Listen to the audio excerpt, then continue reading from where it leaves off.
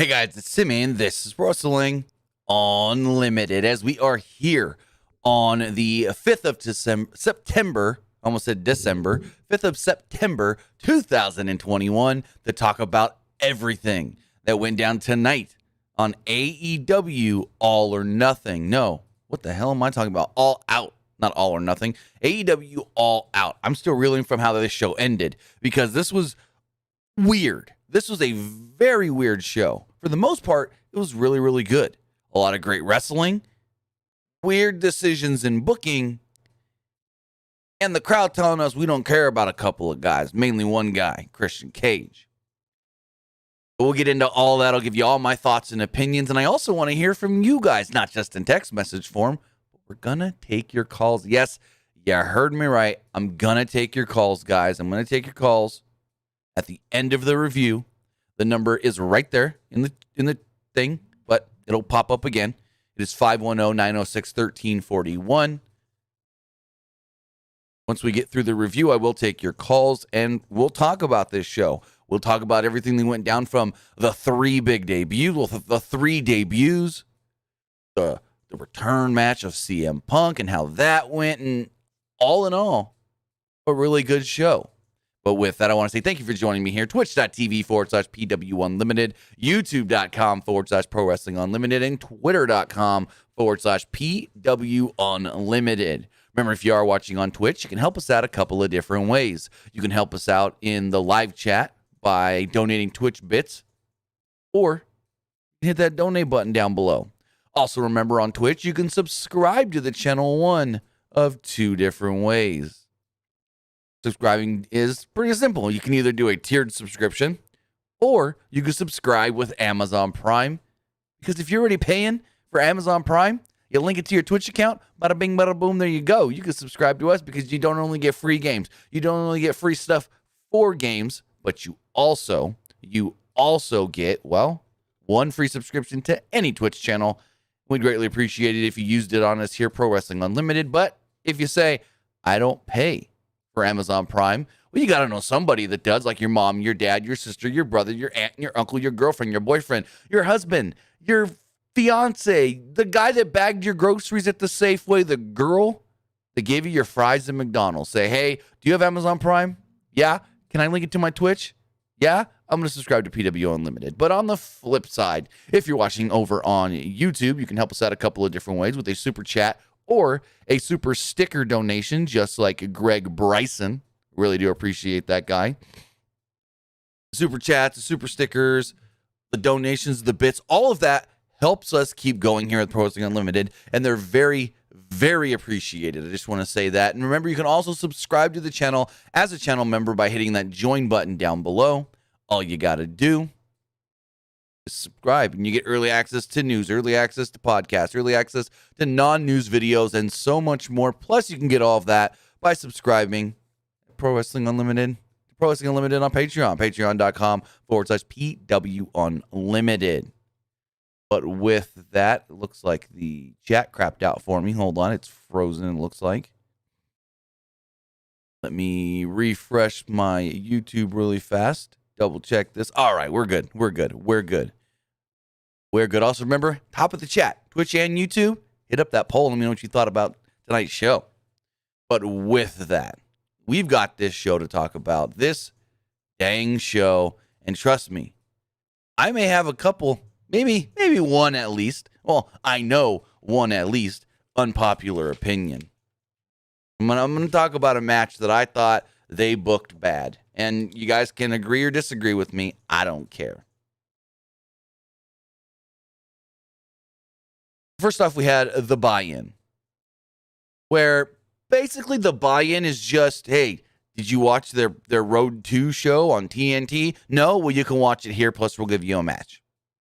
I really wish, and I don't like doing this, but I really wish they would be more like WWE when it comes to their kickoff shows, their buy-ins, their pre-shows. Tony Khan always said, Tony Khan and Cody were always like, we're going to focus more on sport, less on sports entertainment. Well, really, you're just entertainment on your pre-shows because it's just a big old documentary previewing what we're about to watch.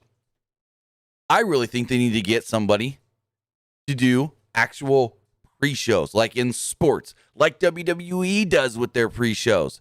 If you want your show to feel more like a sports product, then you need to have an actual pre-show where you've got people in a panel and they're talking about what we're going to see. And yeah, you can throw in the video packages, but you don't need to just re-air the same thing we already watched earlier in the week or 2 days before or whatever. So I think that's something that AEW needs to utilize is better pre-shows.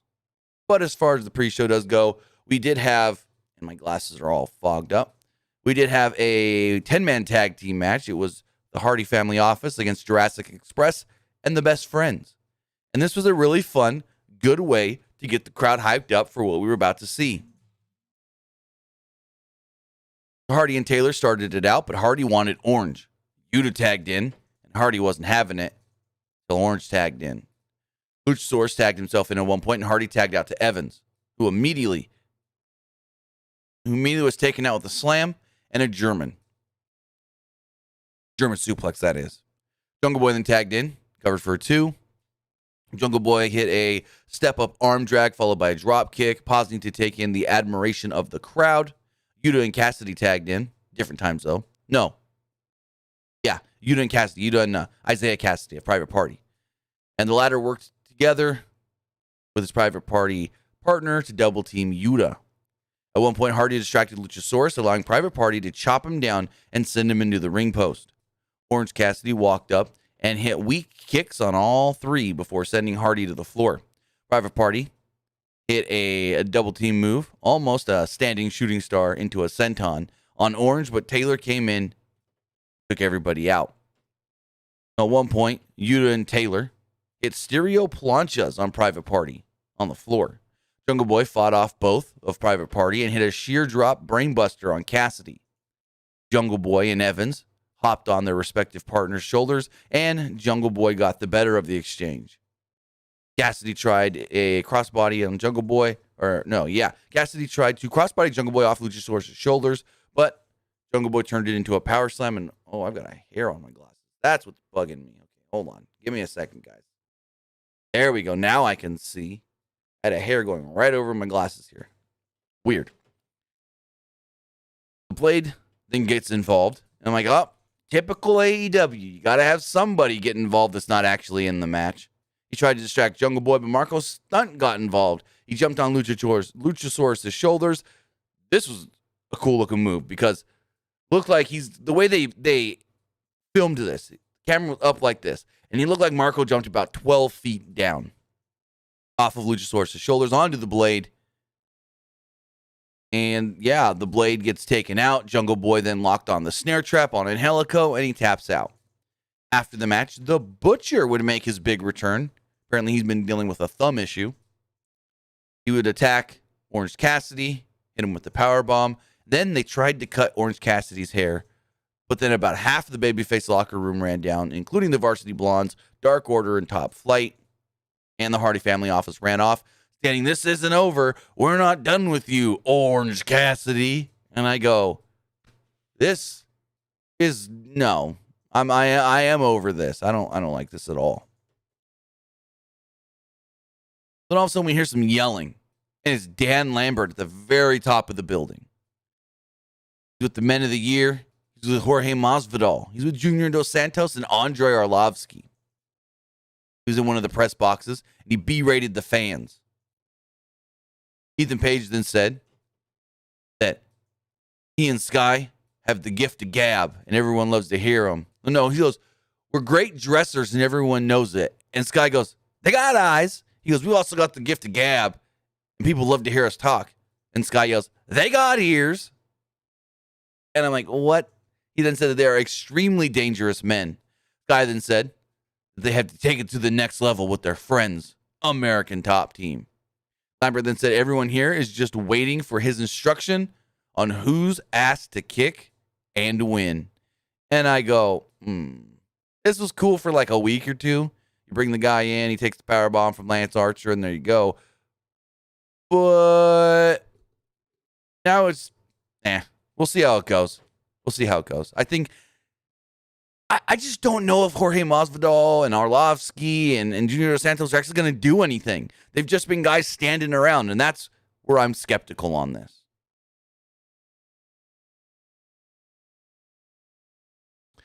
We go to the main card. Well, actually, right as the pre-show ends, Justin Roberts says, bringing out Jim Ross. Jim Ross gets the big ovation, joins commentary, and we move to the main card.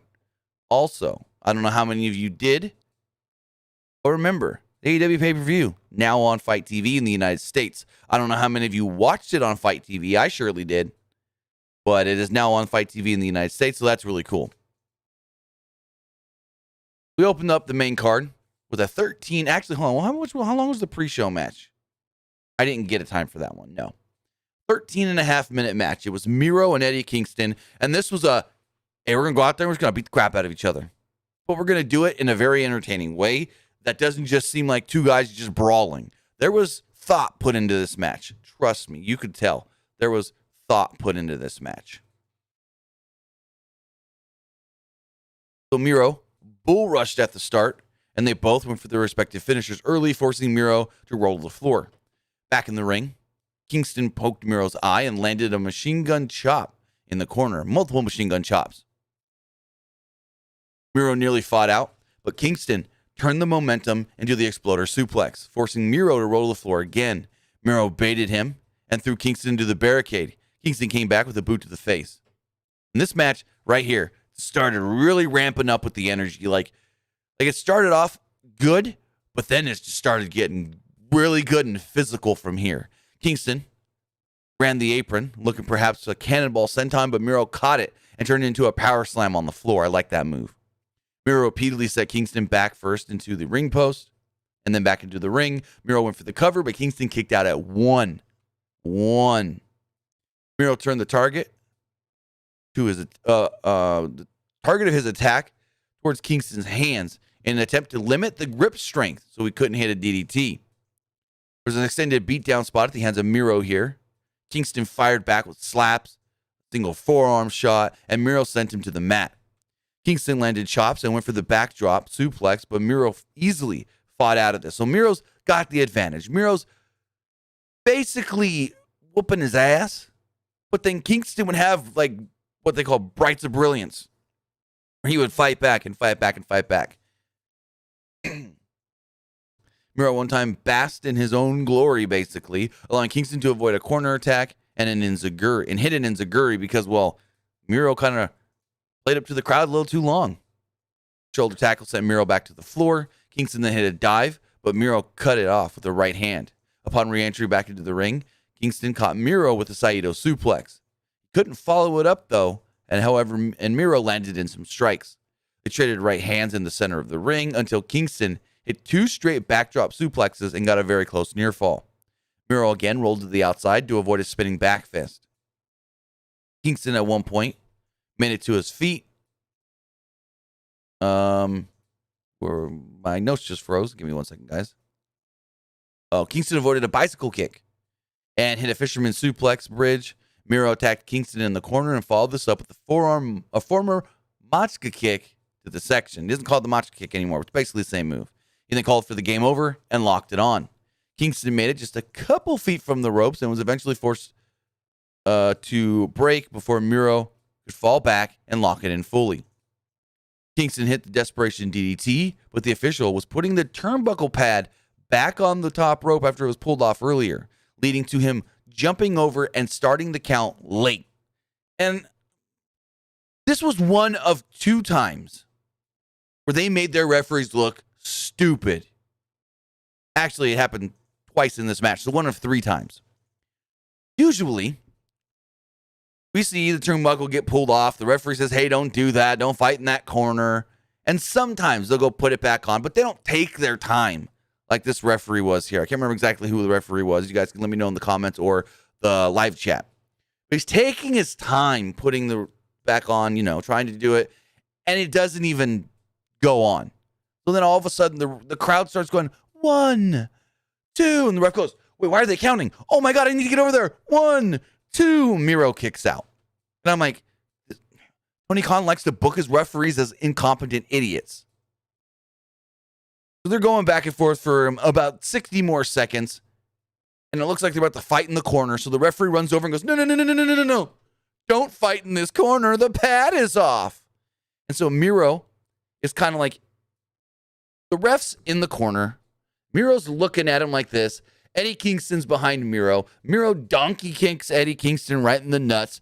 Eddie falls down. Miro picks up the victory. Bicycle kick, bada bing, bada boom. Yeah. Didn't like that finish. I thought the match itself was phenomenal. I thought these two, give me this match again with a different finish. I thought these two were so good that I would watch this rematch next week on Rampage. But it was just, the finish itself made the referee look stupid because you can see for the brief stint that you see the ref trying to put the thing back on, he was taking his time.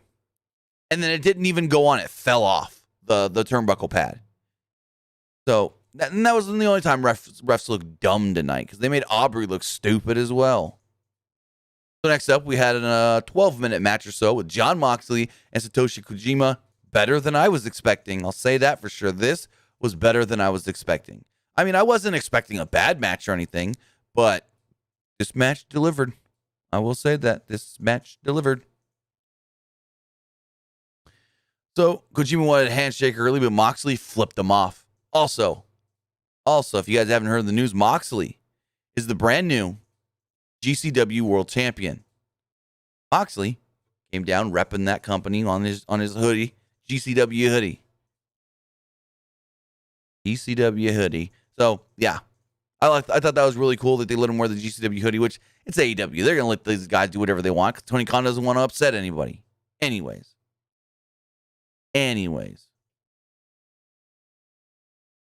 Comes down, he flips off Kojima, and they immediately start trading chops. Kojima knocked down Moxley with a shoulder tackle and flexed his pecs. He went for the cozy lariat, but Moxley rolled to the floor to avoid it.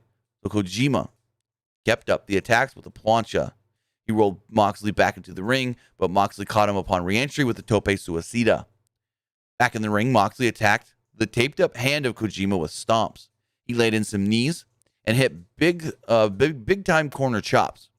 Kojima turned this around and hit the machine gun chops in the corner of his own.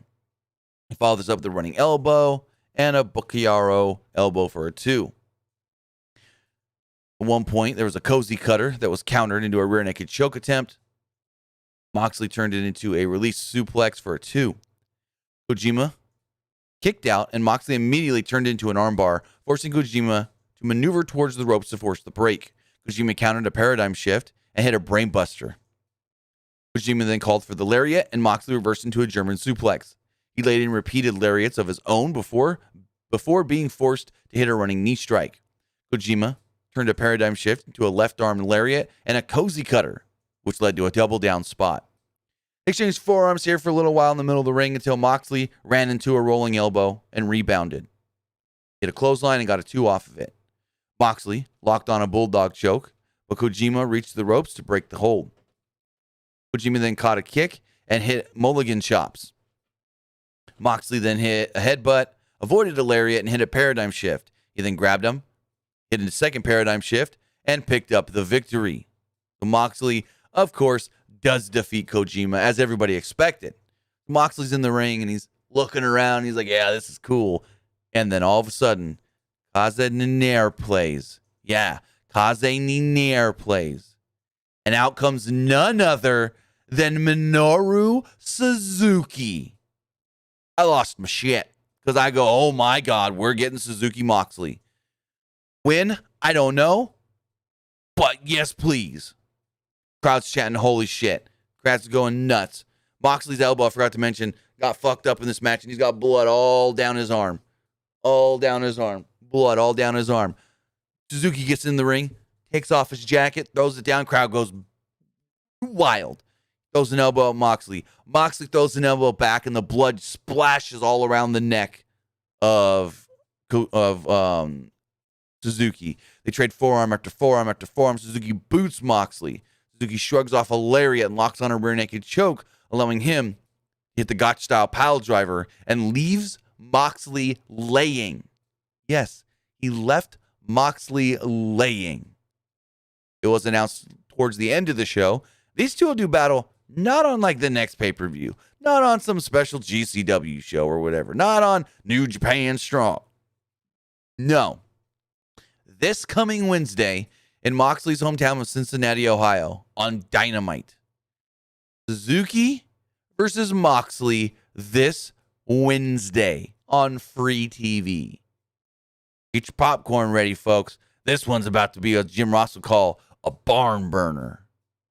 This one is going to be fucking great.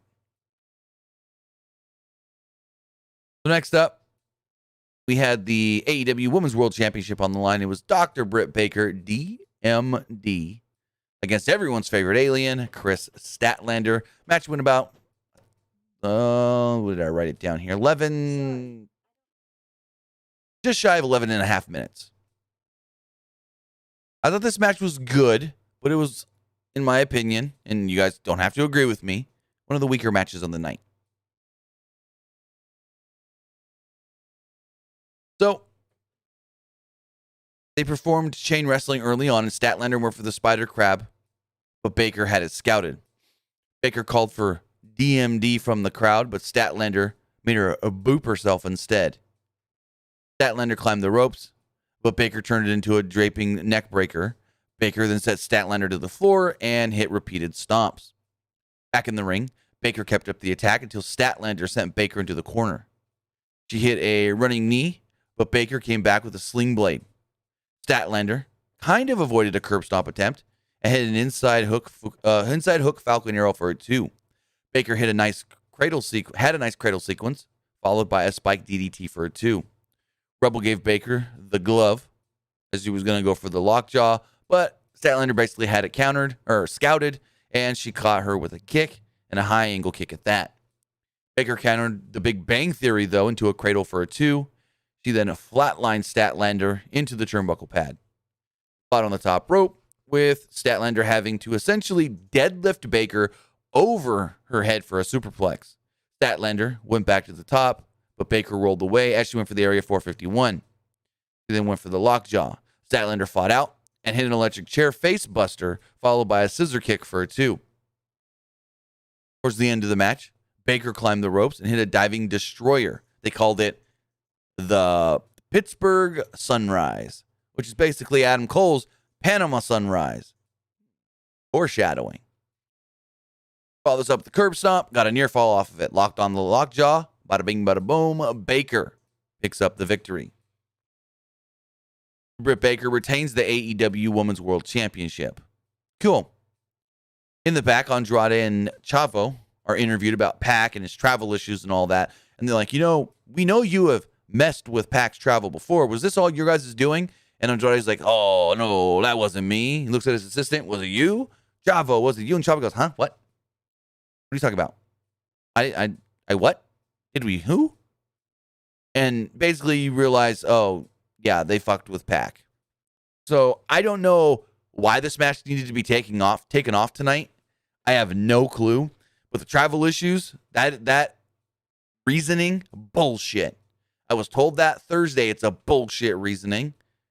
And that no one really knows exactly what the real reason is. But it's not travel issues. Because if it was travel issues, say there was an issue where they wouldn't let Pac fly from the UK to America. Apparently they're trying to put that restriction on again. If that was the issue, then how would he be able to show up Wednesday but not tonight?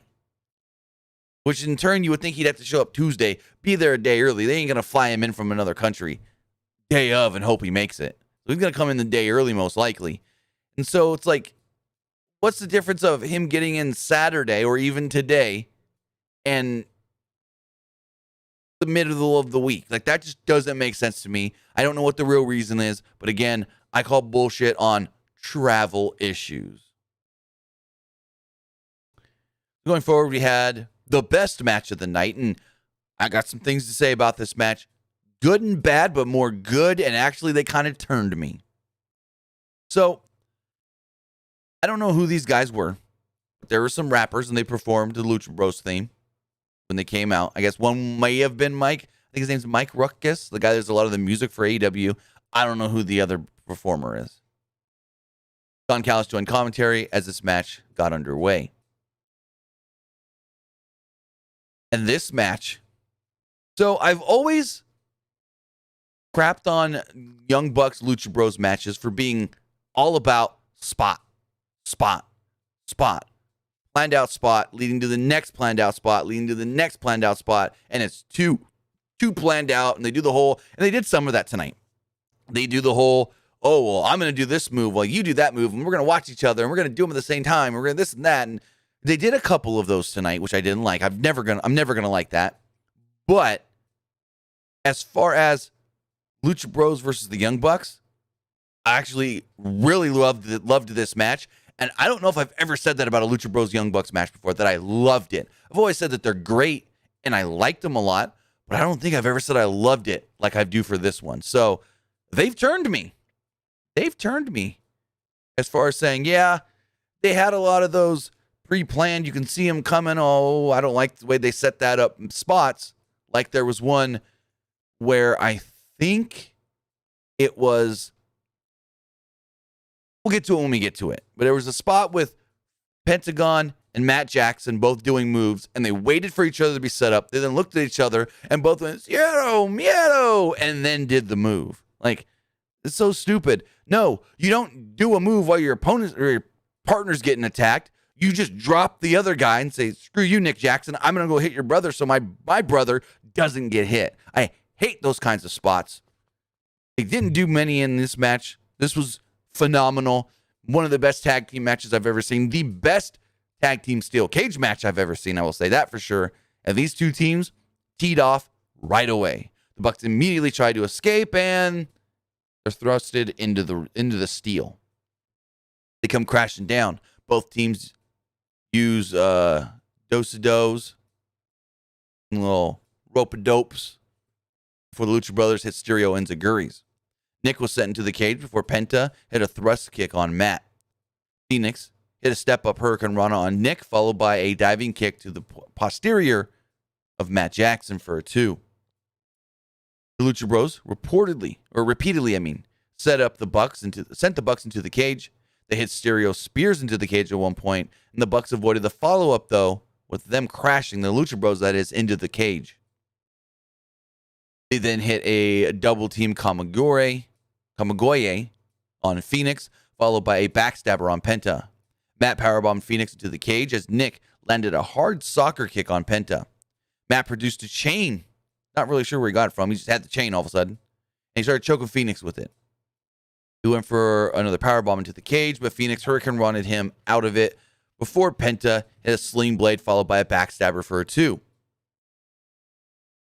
Phoenix then landed a step-up springboard arm drag, rebounding off the cage, but the Bucks avoided stereo thrust kicks, and all four were took out by cutters and stuff. Cool. It's basically a 4-way down spot. They're all down. Finally, Phoenix hits a double cutter on both Bucks. Penta then hits the Made in Japan for a 2. The Lucha Bros went for the Fear Factor double stomp combination, but the Bucks countered it. Nick hit a German on the apron. You can't really go off the apron with these cages. That's the other thing. Weird way they do their cage. But no point. Anyways, Matt locked on a sharpshooter on Penta, and Nick hit a draping senton atomico for a 2. Phoenix tried to make a comeback, but a springboard attempt was met by stereo super kicks. The Bucks hit an Indie Taker into a senton, leading to a double cover. But both Lucha Bros kicked out at 2. They set it for a BTE trigger, but Phoenix rolled out of the way and went for a springboard crossbody. The Bucks caught him, and Phoenix fought out. The Bucks had enough, so Matt just low-blowed both guys because it's a cage match, no disqualification.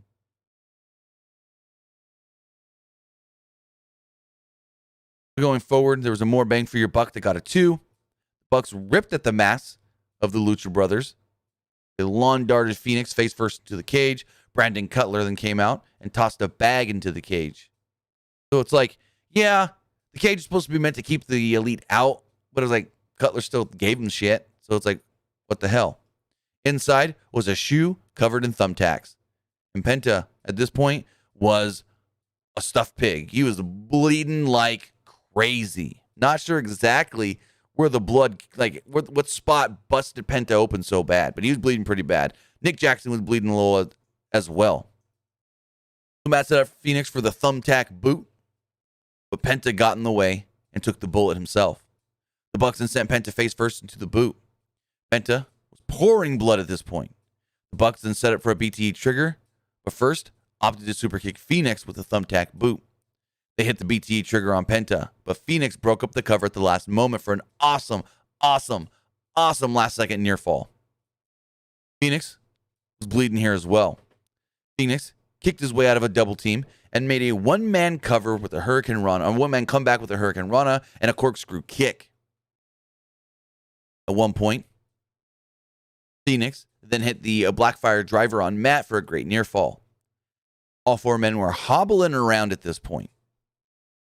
We had a four-way chop exchange followed by a line of super kicks where it was like, you get super kicked, and then you get super kicked, and then you get super kicked, like super kick into a super kick. And I'm like, that's one of those spots I'm not that big of a fan of. Super kick somebody, and then they have just enough muster to get a super kick up, and then they have just enough muster to get a super kick up, and whatever. Matt was the last one standing, and the others all kipped up, hitting more super kicks and leading to everybody down. Nick and Phoenix had an exchange where Phoenix won with a rebound super kick. The Lucha Brothers hit the Fear Factor double stomp combination, but Matt broke up the pin at the very last second for another fantastic near fall. The Lucha Bros then called an audible, and Phoenix scaled the cage. The Lucha Bros went for their super finish, but Nick Jackson super kicked Penta before Phoenix could dive. Nick scaled the cage, but Phoenix kicked him down to the mat, and he landed an insane high crossbody off the top of the steel cage to the three guys below. The Lucha Brothers then hit their assisted pile driver to pick up the win and become the new AEW World Tag Team Champions. And this match was so good. So good. Like, there was one spot I forgot to mention in here. I must have glossed over it. I didn't write it down. I think it was they both went for a Canadian Destroyer. It was it was Penta on Nick and Matt on Phoenix. And they look at each other. They're on the apron. They go, oh, Cero, Miedo. And then they both do the Canadian Destroyer thing or whatever it is. And I'm like, I hate those moves where it's like, no, don't watch your brother get attacked while you're attacking the other brother just because you want to hit your move and you guys want to do them at the same time and get it popped. No, you say, screw you. I'm going to run over. I'm going to help my brother, and then I'll attack. So, whatever. After the match, the Lucha Brothers celebrated. Their family was at ringside. Phoenix hugged his daughter, and I think maybe his wife. Great moment here. I loved it. This match rocked. Greatest, in my opinion, greatest steel cage tag team match of all time, at least in the United States. Next up, we had the AEW Women's Casino Battle Royale. Match went just right around 22 minutes. To be honest, most of this match was a struggle. Because it's just like when you watch any Battle Royal or Royal Rumble or whatever. There's too much going on to really follow. And then eventually you got the people in the match. Like, you get the people you care about. And then once they're out, or they're not in yet, you just have the randos and the random people. And no offense calling people randos, but you have the randos that nobody cares about. And it's like, I'll wait till I hear some music of who I like. But at the same time, it's like, I don't know. This match was all right. It got good at the end. Early on, first off, we had the clubs. Hikaru Shida, Sky Blue, Emi Sakura, the Bunny, and Abaddon. So Shida and Sakura immediately started going after each other. You know, the student and the teacher, before they were scared by Abaddon. Sky attacked the Bunny, but was met from behind by Abaddon. Abaddon eliminated Sky right away, like 30, 45 seconds into this match, maybe 60 seconds into this match. The Bunny then took the advantage and eliminated Abaddon pretty quick as well. Sakura locked Shida in a Romero special. The Bunny racked her boot across Sakura's eyes. Neither woman could establish an advantage, and then out came the Diamonds. Anna Jay, Kira Hogan, Kylan King, Diamante, and Nyla Rose. Anna Jay beeline for that bunny. She went straight for the bunny. Here, Hogan lasted maybe 30 seconds before she was dumped out of the ring. And they made Nyla look strong. Nyla's over here beating people up, beating people down, throwing people out and whatnot. Not too many, but she's throwing people out. I think she clotheslined Kylan King out pretty quickly. Then dumped Sheeta over the top rope. Rose, Bunny, Jay, Diamante were the only 4 left in the ring when the Hearts came out.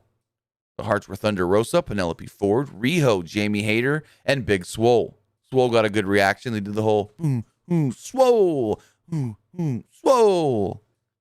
Riho hit a double tiger feint kick on Bunny and Ford, but then somehow just randomly got eliminated. The commentary just like, well, was Riho just eliminated?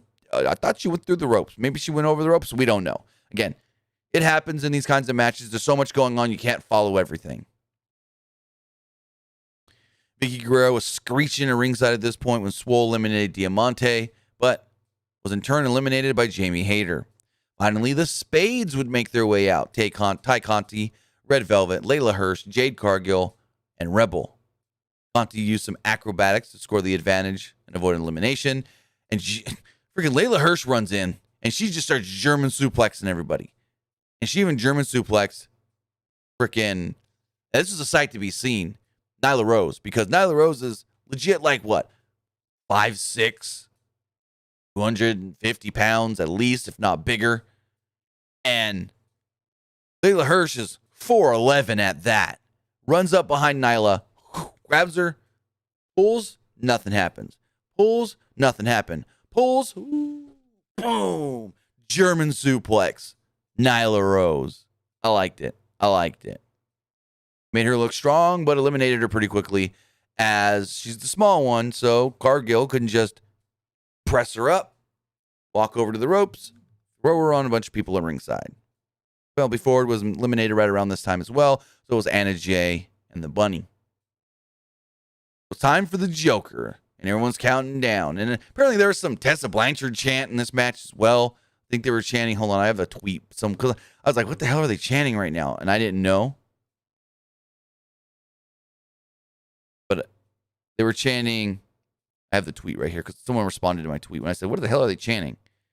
I couldn't tell. The crowd was chanting, half the crowd was chanting, we want Tessa. The other crowd was chanting, no, we don't. We want Tessa. No, we don't. And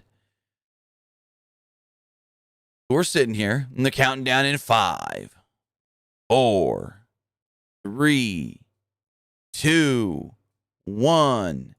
We hear it. And the music plays, and it's Ruby, Ruby, Ruby, Ruby Soho, Ruby, Ruby, Ruby, Ruby Soho, and fucking Ruby gets a CM Punk level reaction from this crowd when her music hits, when they know it's her, and then she walks out on that stage. This crowd loses their shit. You would have thought this was the first night CM Punk showed up on Rampage.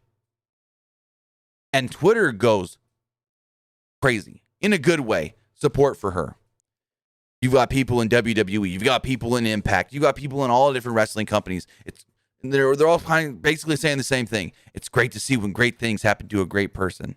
I think Kevin Owens was the best. It's good to see when good things happen to a good person. But in this case, it's happening to a great person. I loved that line from Kevin Owens.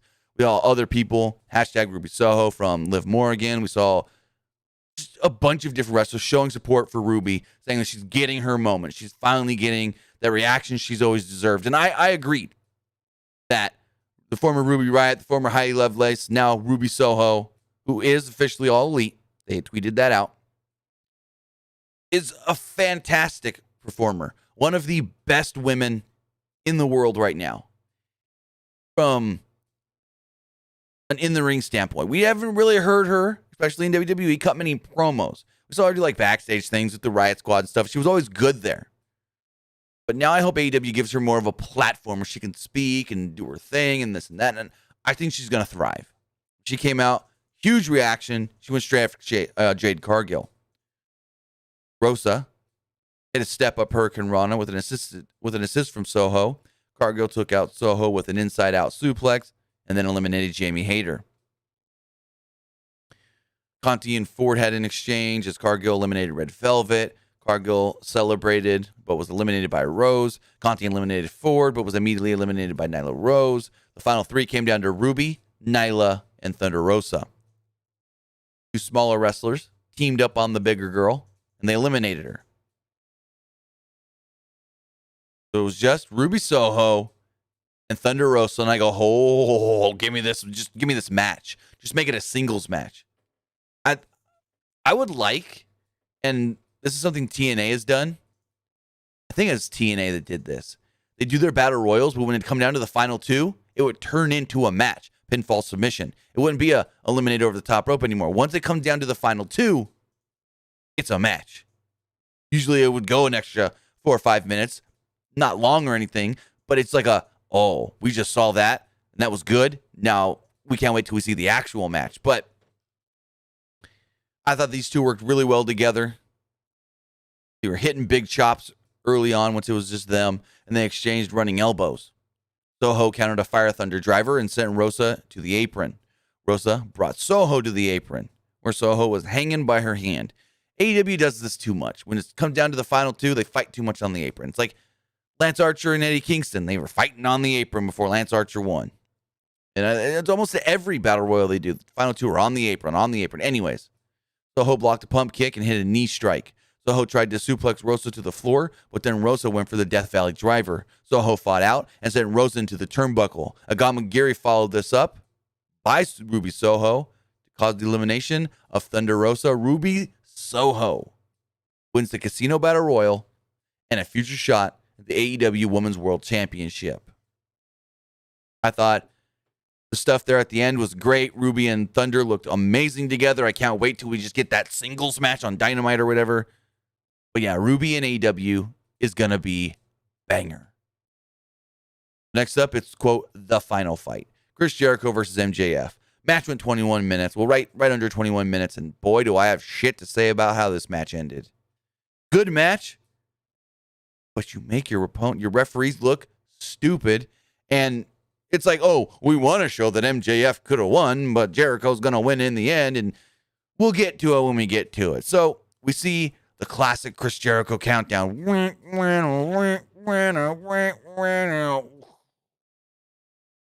Lights go out.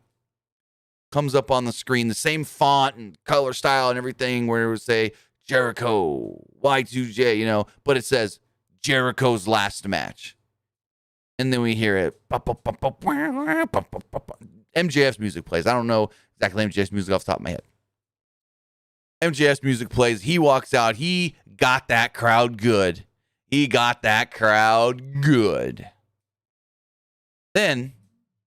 you got the Fozzy guitar player on the stage. And he starts playing Judas on guitar. And this, whoever's working production, fucked it up. Guitar was too loud. So it was peaking. So it was like, it was going, the guitar's all going and stuff. But as it's doing, you would hear it too loud at times and it'd go, yeah. You'd hear, like, he's not hitting the wrong notes, but the guitar was so loud that it's like vibrating the speakers to where it almost sounds like lightning, like thunder. So it's like banana. And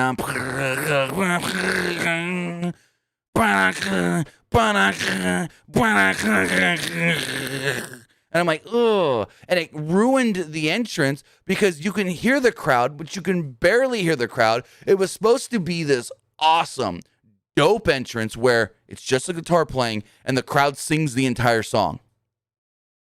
But unfortunately, they messed it up with the guitar being too loud. And so you couldn't really hear the crowd that well. And so by the time he stopped playing, the crowd was kind of done singing. And it's like, oh, okay. That really could have been a really, really dope entrance with them singing the entire song. But they just kind of messed it up a little with the audio. This match was really entertaining until the finish. It was, of course, if Jericho loses, he can never wrestle again in AEW. And MJF rolls to the floor immediately, playing the mind games. Back in, they trash talked until they traded shoulder tackles. Until a running right hand took down MJF. They traded arm drags and had each other scouted. They were scouting each other move for move, basically. Jericho caught a kick and tripped MJF. He put him in the perfect Waltz Jericho position, but MJF cradled it for a 2. Out on the floor, Jericho sent MJF to the barricade. They brawled in the stands, where Jericho grabbed I don't know exactly what, it's one of those things where, like, I think, I could be wrong.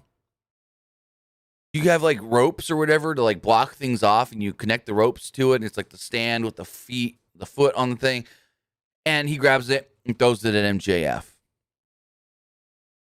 There's a springboard, a drop kick followed. Jericho went for a baseball slide, but MJF pulled back the ring skirt and trapped Jericho, allowing MJF to attack. And there was an arm breaker spot as well that got a 2. The one thing about fighting in the crowd, they're out there for way more than 10 seconds, and it's like, oh, when did this match become false count anywhere or no count out? Ref just didn't want to count. And I always think it's funny in AEW when the rules are not enforced. And this happened like 3 or 4 times tonight in different matches. Mostly the final matches. The rules are not enforced, and commentary realizes that we've probably realized it, and they have to go, you know what? The ref's just giving them a little leeway, and we're glad they're giving them leeway, and not just ending the match right there because they didn't actually get back in the ring at the counter, or you know, that table was used. That should have been a disqualification, but the ref's given leeway, and it's the ref's discretion. And I'm like, no, the ref is supposed to call the match as a shoot. And if there's a rule in place where count out at 10, and this happened in the fucking main event, count outs at 10, you don't just stop counting or not count at all, or just talk about it in the main event. Fucking, what's his name? Paul Turner counting and just going, oh, they're not getting back in the ring yet. I got to stop. I got to slow down. Oh my God. Anyways, MJF continued beating down Jericho, taunting along the way until Jericho countered with a suplex. A cross chop and a bulldog took down MJF. Jericho then hit an underhook backbreaker for a 2. MJF reversed a whip and hit a diving stomp on Jericho's arm for a 2. The beatdown continued with MJF flipping off the crowd and doing the Flair strut. He guillotined Jericho over the ropes and hit a fantastic-looking heat seeker. Jericho didn't move on the floor until the official reached the 9. Barely made it back into the ring, and we're supposed to think that he was knocked out for the time. But commentary goes, you know, Jericho's smart there. He's taking every last second he has to get his wits about him, to regain his composure before jumping back in the ring before he gets counted out. And this was fine. Ref didn't slow the countdown. Ref didn't fake the count or anything. Counted normal. So I don't have anything bad here. MJF went for an acai moonsault, but Jericho avoided it and powerbombed MJF onto the corner of the ring. Back in the ring, they traded right hands, and Jericho climbed the ropes, but was met with a code breaker from MJF for a 2. Both men took a long time to recover here, but Jericho immediately went for the walls and hit a lion salt for a 2. Jericho then hit repeated clotheslines in the corner. He then climbed up the ropes and punched MJF. He tried to follow this up with the top rope Hurricane Rana, but MJF countered into a powerbomb for a 2 of his own. He then I said the word right, bit Jericho's face and perched him up top. Jericho fought off and pushed MJF to the mat. This allowed Jericho to get a diving code breaker for a great close near fall. Wardlow would run out and was immediately stopped by Jake Hager. So when I said the whole, hey, where's the inner circle been? They're finally back tonight. Jake Hager and Wardlow brawling on the ramp. MJ used the Floyd bat as the referee was distracted.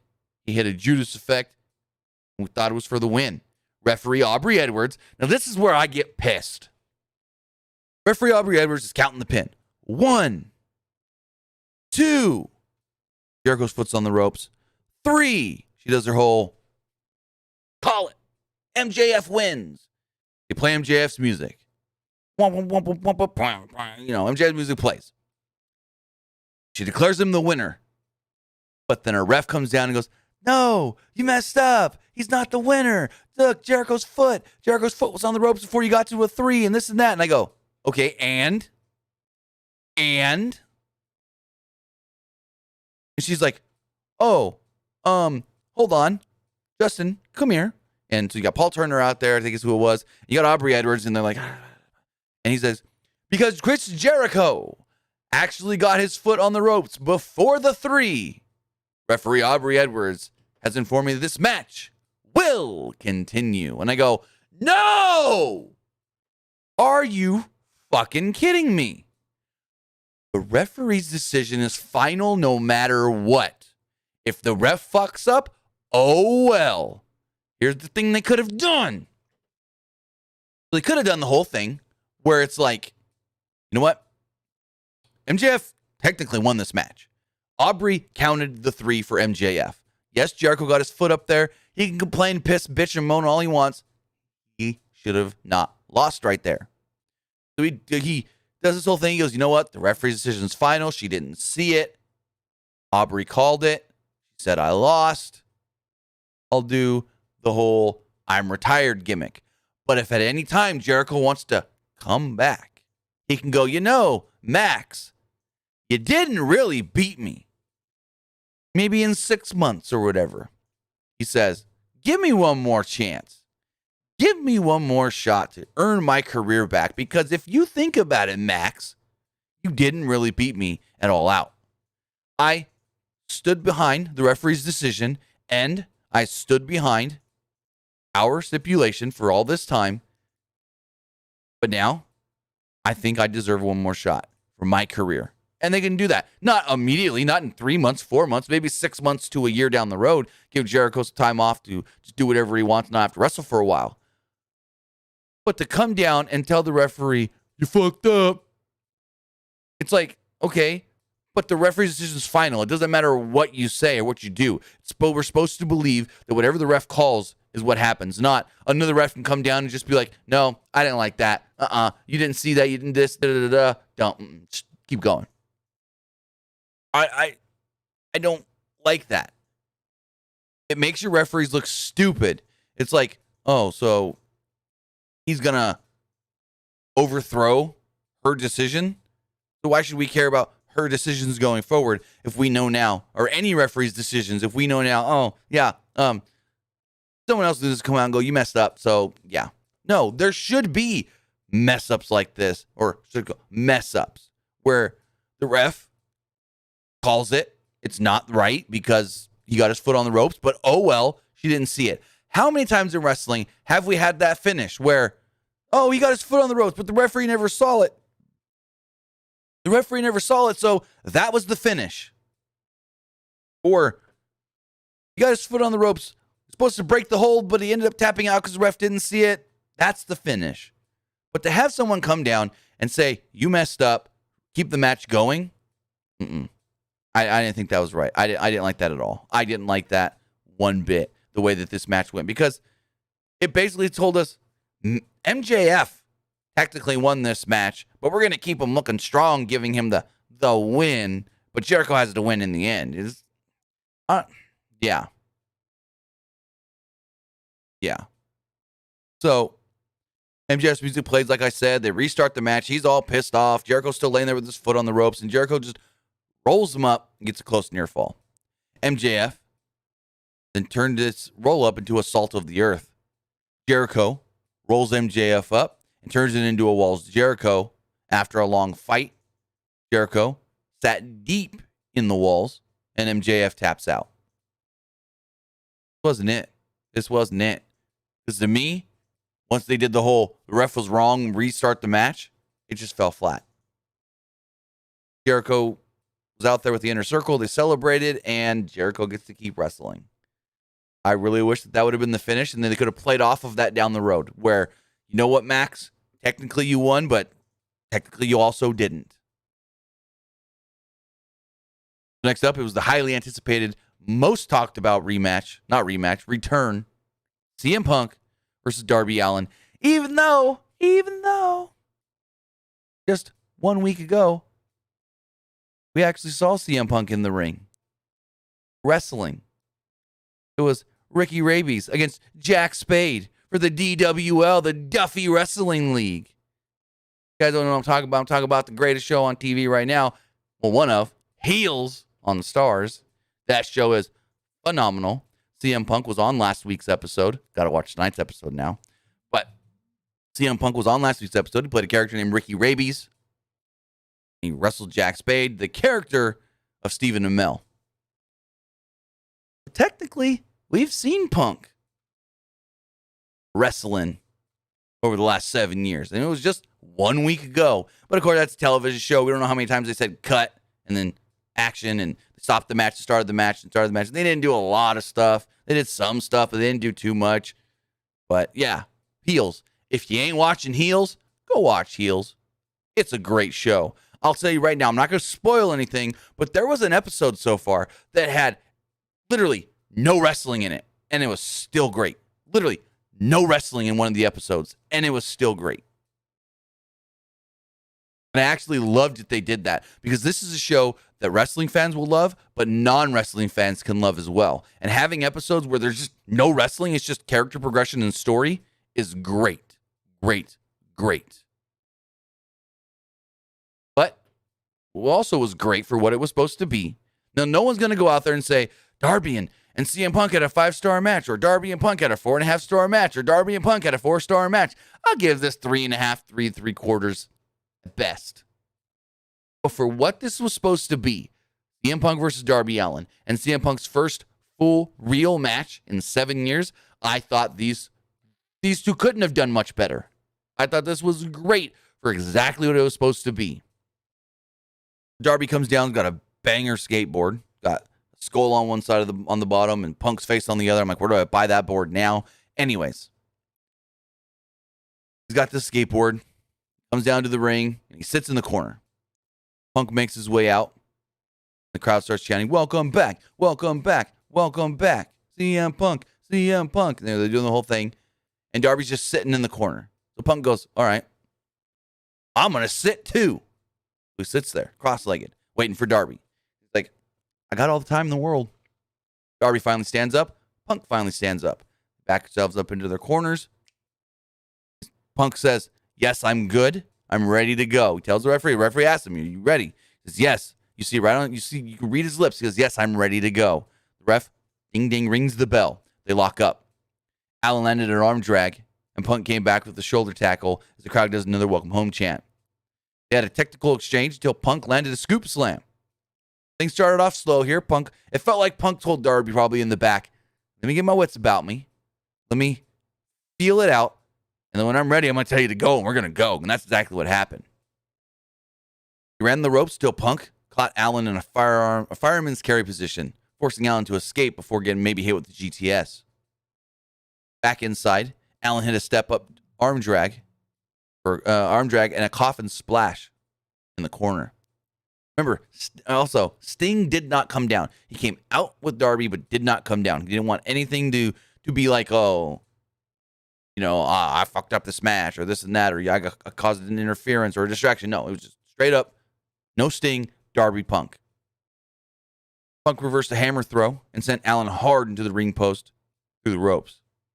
Punk used that as an opening to target Allen's midsection with knees. Allin got some space, but Punk turned a running attack into a backbreaker and slowed down the pace. There was an over-the-top stunner from Allin that allowed him to start making a comeback. He hit a coffin splash and a La Magistral cradle for a 2. He followed this up with another cradle for another 2. Allin landed a couple slaps and a code red for another near fall. And this is when they really started ramping up. You could tell Punk he's getting in a low groove. Also, what the hell, Punk? Why are you wearing tights and not shorts or not trunks? Why was Punk wearing tights? I've never seen Punk wear tights before. It's always been trunks or the basketball shorts. What the hell? Something we're gonna have to get used to. Punk in long tights. Anyways. Allin climbs the ropes, and Punk's popped up and shoved him down.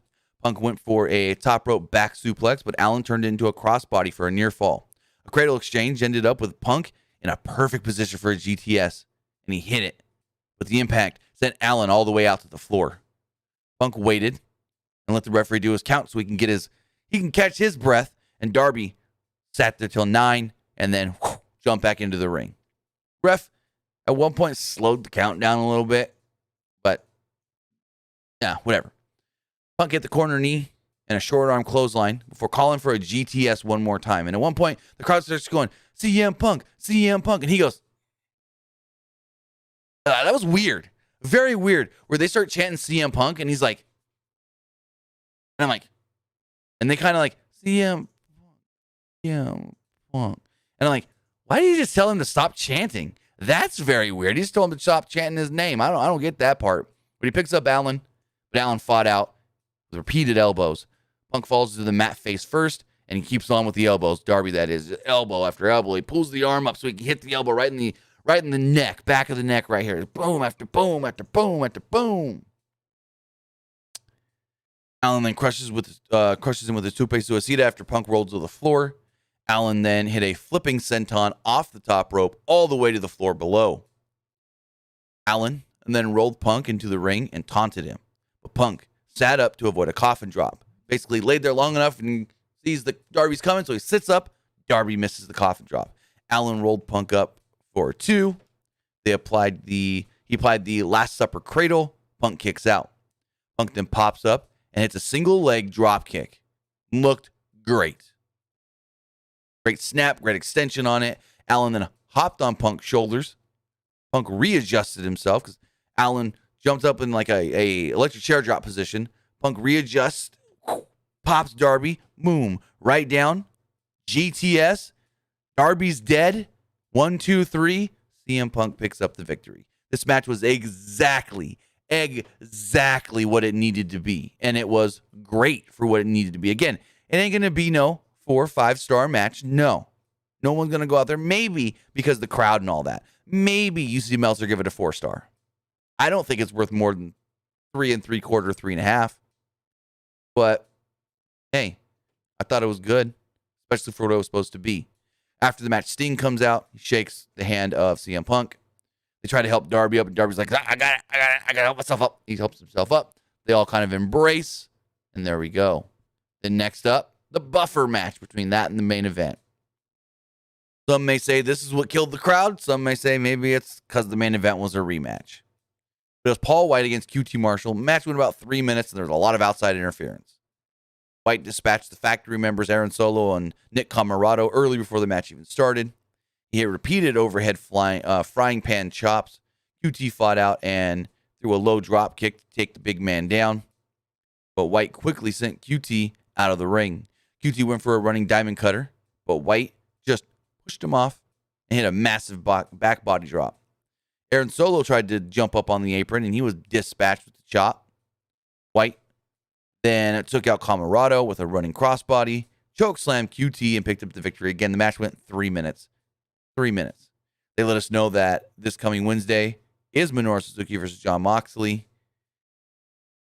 And we go into our main event. Well, actually, it's Jon Moxley versus Minoru Suzuki, Malachi Black versus Dustin Rhodes, and Ruby Soho's first Dynamite appearance. Then we go to our main event. It's Kenny Omega defending the AEW World Championship against Christian Cage. And both men come down. They get good reactions. Referee, this match is scheduled for one fall, and it's for the AEW World Championship. Your challenger, the Impact Wrestling World Heavyweight Champion, Christian Cage. Kenny Omega, he does the whole North Carolina because he thinks he's Michael Jordan. And the crowd kind of, yeah. And then the match starts, and it's just, oh. And I go, whoa. Whoa, this crowd just went, click, mute button. Brief kinds of, hey, ooh. But never do we get that big, whoa, yeah. It was just brief here and there. Ooh, whoa. Like, oh my goodness. And the match itself wasn't even as good as the Rampage match. The Rampage match was a 4.5-star match. I thought they were going to come out here and kill it with the 5-star match. I'll maybe give this a 4. You know what? I would give this a 4. I would give this a 4-star. But I would not give it 4.5 or better, which is what their last match was, 4.5. So, Christian avoided a V-trigger early on right as the bell rang and went for a kill switch. They're like, oh my God, he's going to try and win it early. That's how he won last time. But Omega fought out. Peppered each other for a little bit with right hand shots until a Hurricane Rana sent Christian to the floor, where he sent Omega into the barricade. Christian then landed a top rope sledge all the way to the floor. Omega regained control and pulled the table out from under the ring. He draped it over Christian and landed a running double stomp through the table onto his opponent. Callis set up another table, but Christian countered, and the suplex ended up with Omega getting suplexed on the ramp. And I go, okay, Don hasn't touched him. Whatever, ref.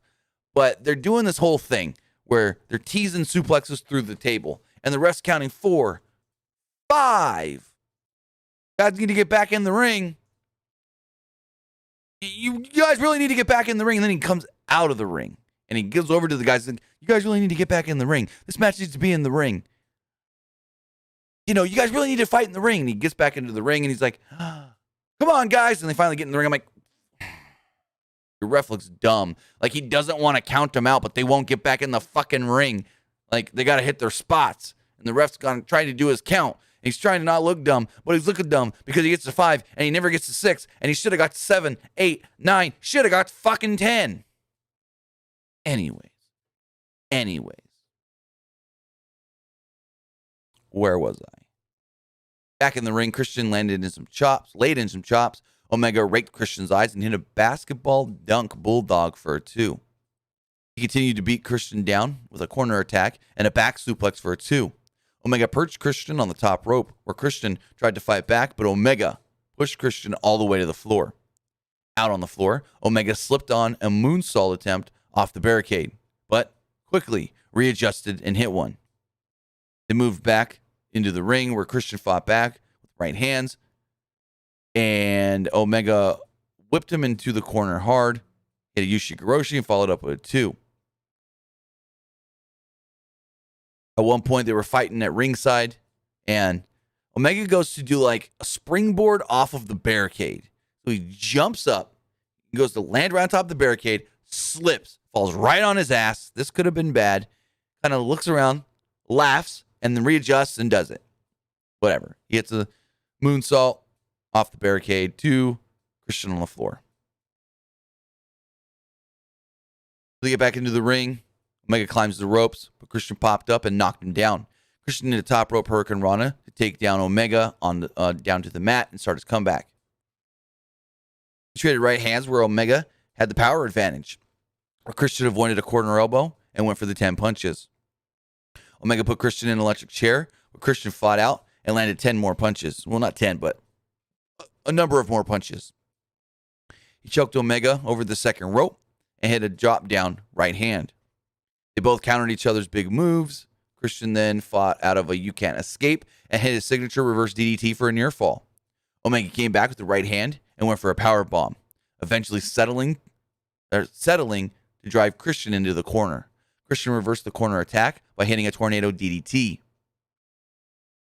Omega hit some elbow strikes and a lariat to the back of Christian's head. Tried to go for a V-trigger, but Christian flipped him off, and Omega killed him with yet another Snapdragon and a V-trigger. Tension then turned to the table on the outside. Omega tried to German suplex Christian into it, but Christian wouldn't let go of the ropes. Basically, the Omega Ishii spot from a few years ago. He then went for a dragon suplex, but Christian fought out. Christian went for a kill switch, and Omega turned into an electric chair.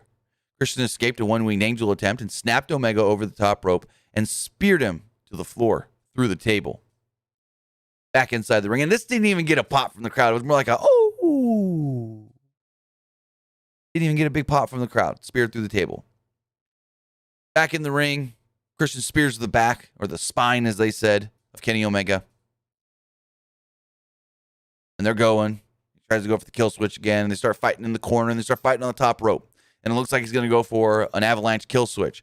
But Omega fights out of that, puts Christian on his shoulders, hits a avalanche off the second rope, one-winged angel, and pins Christian Cage to retain the AEW World Heavyweight Championship. And I forgot to mention, Good Brothers were called down at one point as well, and he fought off the Good Brothers and this and that, and they didn't call anything. The ref's just like watching it. He tries to distract the referee. Don, that is. Again, refs look fucking dumb.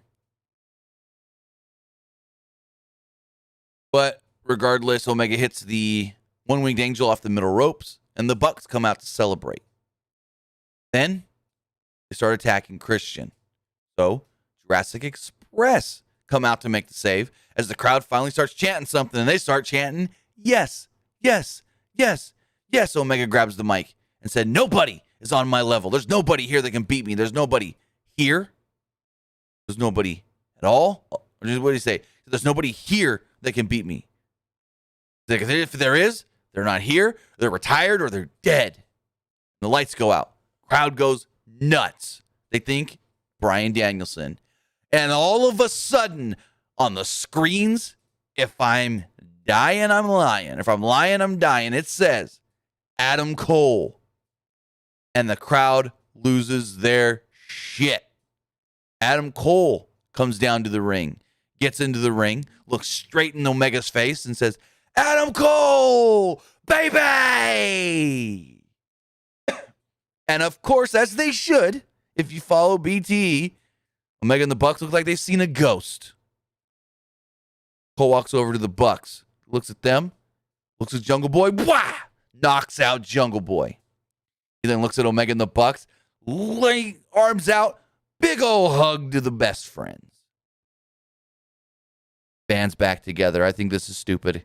What are you thinking? Now, Adam Cole in AEW could be great, but I fear he becomes Gallows and Anderson 3.0. Or the third extra guy. Because Gallows and Anderson in the Elite, they're the extra. They're the backup. I just hope that doesn't happen to Adam Cole. I just hope that doesn't happen to, in my opinion, one of, if not the best professional wrestler in the world right now. Trust me, Adam Cole's better than Kenny Omega. Better than Kenny Omega.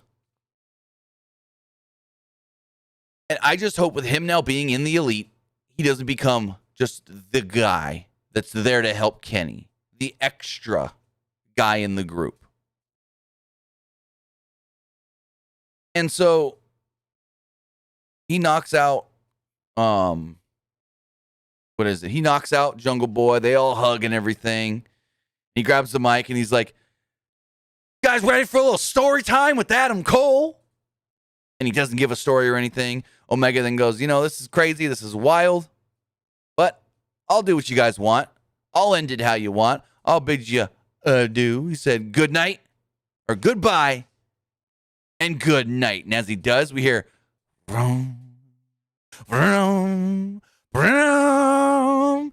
Not Final Countdown like everybody else thought. I was the one that tweeted out, WWE doesn't own Flight of the Valkyrie. Anybody can use Flight of the Valkyrie. Brian might be using Flight of the Valkyrie because I was tipped off about this. I sent that tweet out because I knew, and everyone's coming at me. I got messages and stuff. They're going to use Final Countdown. That's WWE theme. He's not going to use that. Oh, what did he use? A modified version of Flight of the Valkyries, motherfuckers. Modified version of Flight of the Valkyries.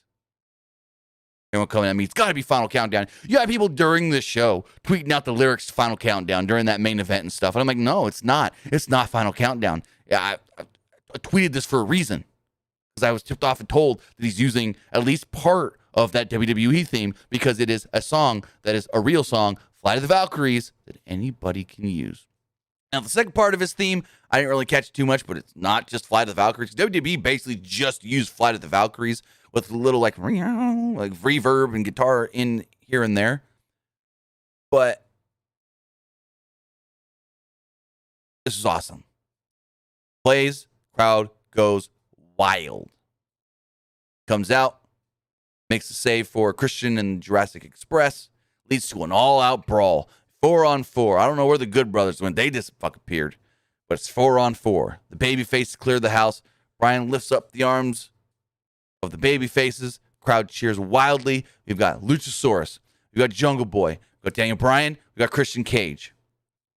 Camera shifts over. Cuts to the stage where you got the heels jaw-jacking, pissed off. It's Dawn, Kenny, the Bucks, Adam Cole. They're all pissed off. They're going nuts. They're pissed off. This 8-man tag can't come any sooner. This is going to be fun. Real fun. I really like this. I think we're going to get it. Jurassic Express, Christian and Danielson against the Elite. Omega, Cole, and the Bucks. But with that was AEW All Out. Yes, that was AEW All Out. Overall, a very good show, a very entertaining show.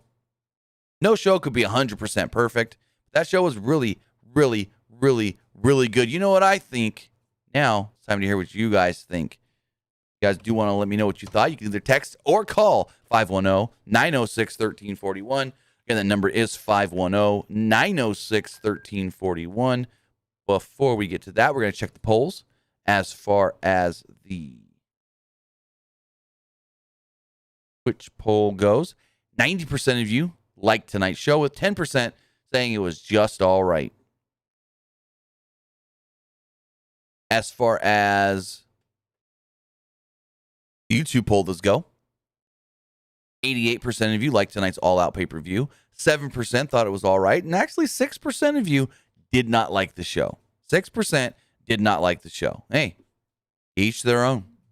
But with that, if you want to call or text in, you can do so at 510-906-1341. Again, that number is 510-906-1341. Do have some text messages here. Elmsford says, what are your thoughts on the Lucha Brothers becoming new AEW World Tag Team Champions? Love it. I think it was the right move to do. It's what I predicted. Says, do you think in 3 to 5 years from now, we will see Adam Cole back in WWE? Can't say. I honestly can't say, because I was getting mixed things over the last couple of days that he may have been staying in WWE. So I don't know. Says, oh my God, what an amazing All Out. This roster looks stacked. Pull this over here really fast. This roster looks stacked. Oh, I just lost a text message. Do you think Bray Wyatt is going to be the next AEW? No clue, because I haven't heard anything about it. But we've got a call, so let's take it here. Caller, you're on the air. What'd you think of All Out?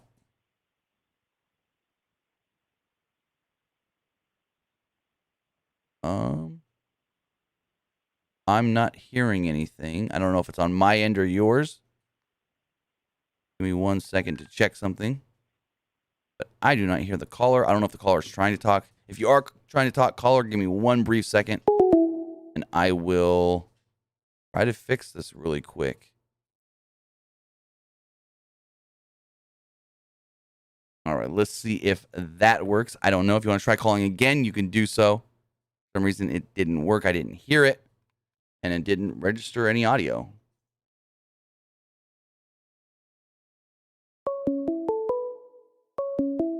Oh, we hear the call now. Oh, and it didn't go. Try one more time, caller. I really do. Here we go. Caller, you're on the air. What'd you think of All Out? Yes. My thing is, Omega's a great wrestler, but they need to get that belt off him. He needs to be off TV for a while. He's been shoved down our throats too much. Okay, I can see that. And this whole elite thing they're doing, because the Bucks, they're a great team, but all their spot wrestling, like, you don't like, that needs to be off TV for a while, because that bores the shit out of a bunch of people. I don't know if I would say a bunch of people, because I mean, you're entitled to your own opinion. I will say that for sure. But I think a bunch of people, I mean, a lot of people like the Young Bucks matches and the way that they're structured. I'll just say that the majority like it.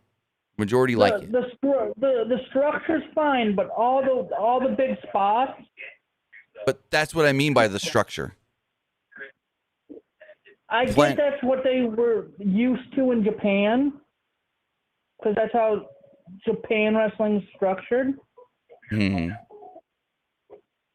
But I'm used to the old school stuff. So you want them to wrestle like it's a WWE match? No. But that's basically what you're saying, because it's basically what you're saying, because if you've ever watched PWG Young Bucks, pardon? The National Wrestling Alliance style matches. So where they still have. You want them to not do. So you want them to not do any of their stuff? No flips, no super kicks, no none of that. The super kicks overused in wrestling today. But that's 100% true. The super kick's the new And- DDT. And the flips are becoming too generic. I mean, yeah, you're entitled to your own opinion, but people love it. I want to say thank you for the call and have a great night. I mean, people love what the Young Bucks do. People think the Young Bucks have some of the best high-intensity matches around.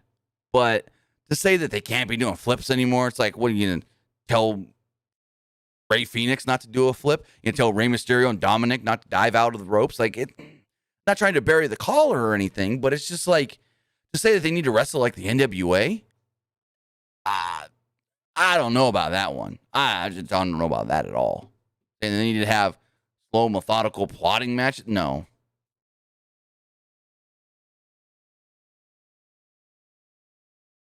Caller, you're on the air. What did you think of tonight's All Out pay-per-view?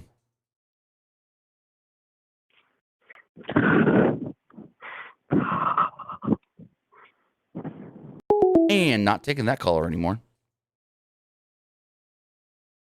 Go to the text messages here. This person says, I've got a question. If one AEW superstar left to go to WWE, who do you think and why? That's a tough one. Now, I didn't mention it in the review, but they did state Scorpio Sky signed a new 5-year deal.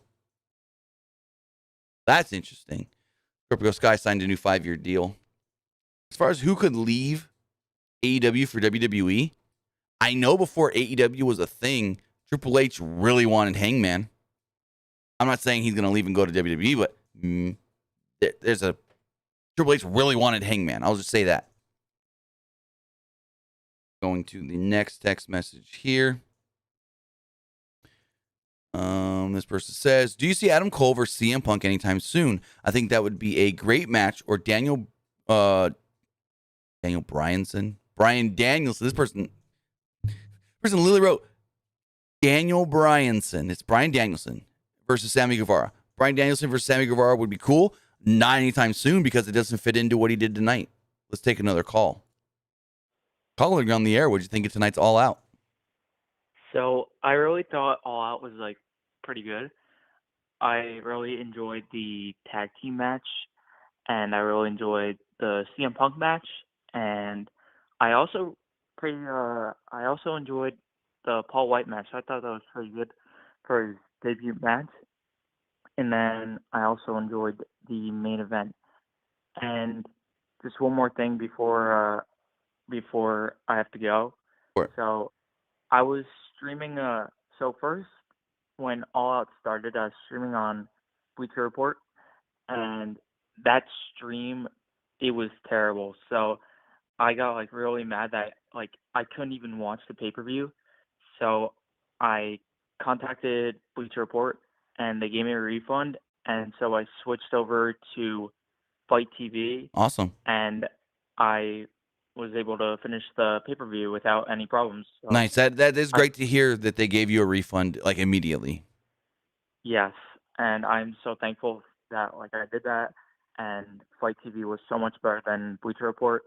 I was like looking online. I'm like, am I the only one like getting this issue with Bleacher Report? And then I looked online, and like other people were getting these issues. So I just contacted Right. Bleacher Report, and they gave me a refund. Yeah, most people were watching on the Fight app that I was able to notice, but I mean it's still there on Bleacher Report, so why not try it if you got it there? But it's great to hear that you were able to watch the show through Fight after they gave you an immediate refund. Yep. All right, well, thanks for the call and have a great night. Thank you for taking my call. Anytime. Thank you. All right, go to the more text messages here. Person says, who do you think CM Punk wrestles next? That's a great question. That is a great question. Who do I think CM Punk wrestles next? Ooh. Daniel Garcia. Boom. They've been teasing it. It's either Daniel Garcia or he teams with Darby against 2.0. Boom. There we go.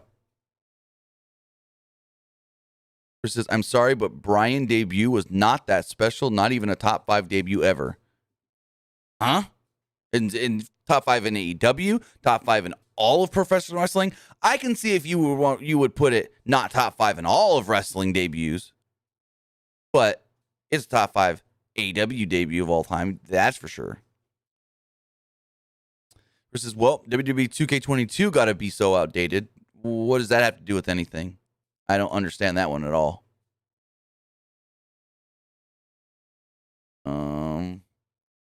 Take this call here. Caller, you're on the air. What'd you think of All Out? Personally, I did not like Bryan Danielson's debut tonight. I thought it was a tad annoying, you know. I just didn't like it. Annoying in which way? I feel like they could have brought him in, used him a little bit different for maybe somebody else. I didn't think they should have brought him in and used him with the Kenny Omega. Maybe even have Adam Cole come in, maybe him be the one to feud with Kenny Omega next, not Bryan Danielson. But they can't bring him into that thing. I mean, I get what you're saying, but I mean, if Adam Cole's supposed to be positioned as a heel, if Adam Cole's supposed to be positioned in the Elite, you can't debut him against Omega. I mean, it makes sense for him to be with the Elite. I think in the long term, he's going to turn on the Elite because they kind of turned on him on BTE. Yeah, totally agree with you. But with that, I want to say thanks for the call and have a great night. You too. All right, got a couple more text messages. Remember, if you want to call in and give me your thoughts on All Out, you can do so at 510-906-1341. First says, what's your favorite match of the night? Tag match. Well, there's multiple tag matches. Tag title match. Steel cage match. I thought that was the best match of the night. WWE says, how do you think WWE matches tonight? They don't need to match tonight. They just need to go and do what they're going to do. They've got Brock back. They've still got Goldberg around, kind of. I'm not saying that those two are going to move the needle. Brock's going to move the needle. Goldberg, whatever. But they're bringing back the Demon. I'm very interested to see how that goes because it's going to be Demon and Roman at Extreme Rules. So we'll see.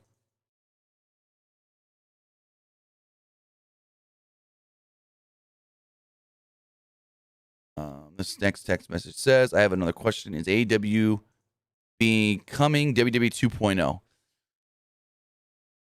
That's a loaded question. Because I get where you're coming from. They're bringing in too many former WWE guys. But when you really look at it,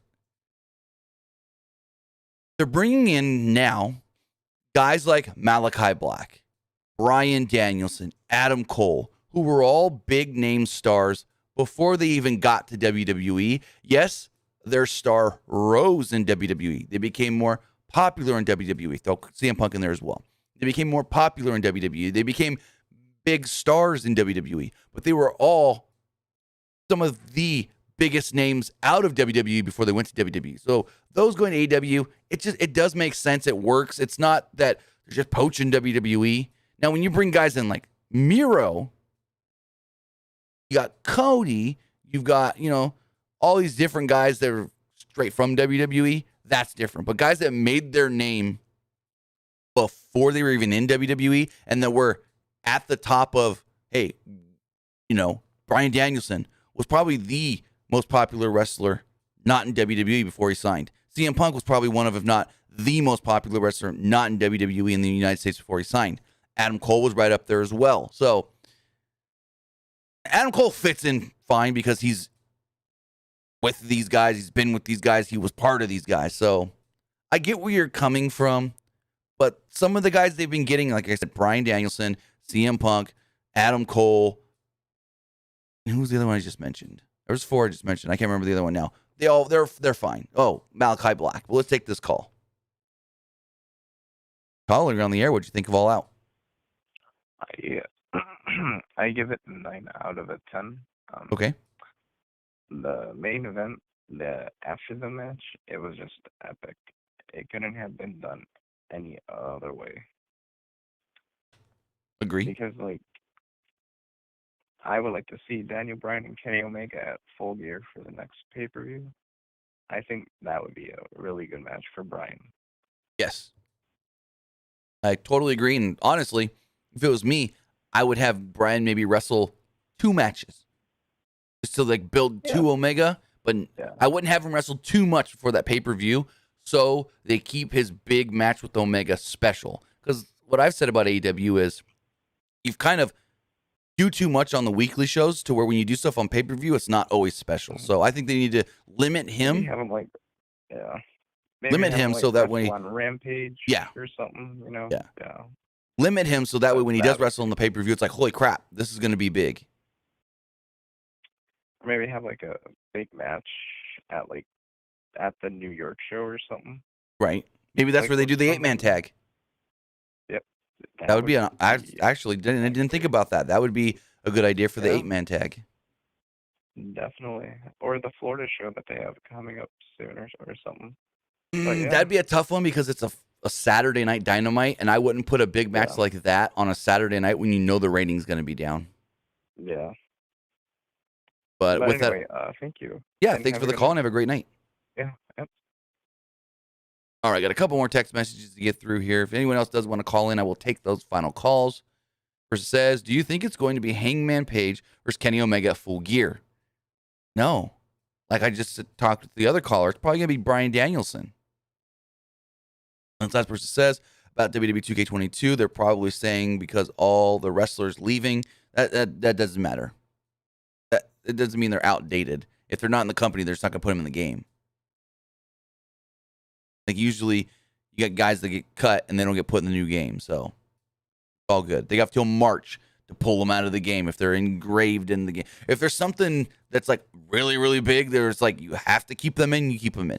But there's not, I doubt there's really anything with anybody that's left and gone to AEW that you have to keep in the game. Then they've got till March. This game don't come out till March. Technically, that's like February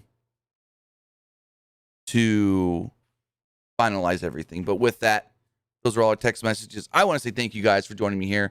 Twitch.tv/PW Unlimited, YouTube.com/Pro Wrestling Unlimited, and Twitter.com/PW Unlimited. We'll be live again tomorrow night talking about Monday Night Raw. So with that, guys, have a great night. AEW killed it tonight with All Out for the most part. I'll see you guys next time when we talk about Monday Night Raw tomorrow night, which actually already has 5 matches announced. Shocker. But have a good one, guys.